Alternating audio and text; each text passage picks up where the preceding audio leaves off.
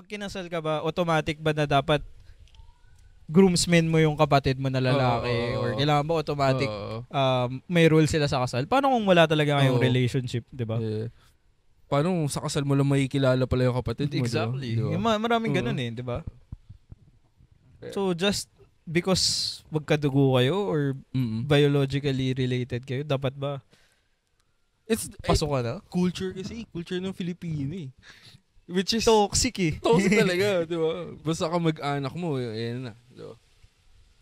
Parang it comes na, kapag ka mag-anak mo, dapat kasama lagi ka. Laging invited, ganun. Mga tita na nang kukutsa sa'yo. Oo. Yung sinabing, maagang mabubuntis yan. Sinabihan ka ng gano'n, tapos i-invite mo sa kasal mo. Di ba? Every time na lang magkikita kayo, sasabihin, tumataba ka. Oo, di ba?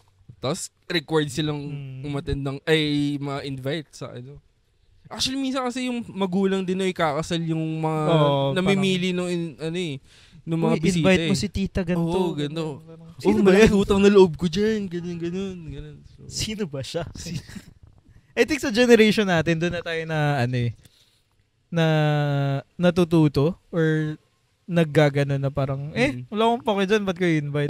Parang dati talaga, in previous generations, uso sa kanila yun kumbaga, basta may utang na loob ba? Kahit gaano kaliit yung yun. Utang na loob ng parents mo, hindi utang na loob mo minsan. Kasi kung may utang na loob ka sa isang tao, for sure, ikaw mismo, i-invite mo yun.